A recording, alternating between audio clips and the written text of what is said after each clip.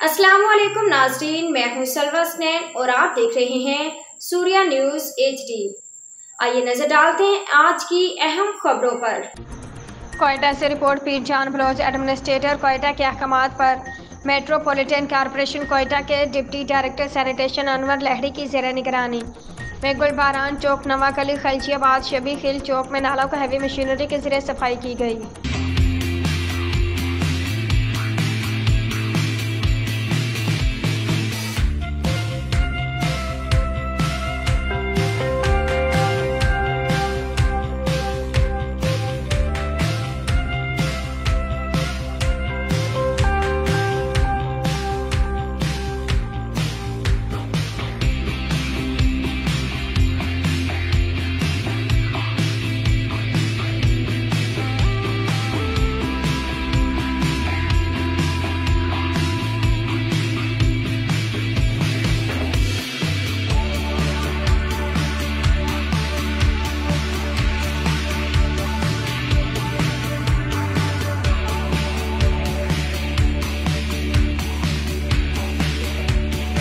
आज के लिए इतना ही। मज़ीद खबरों और अपडेट्स के लिए देखते रहिए सूर्या न्यूज़ HD।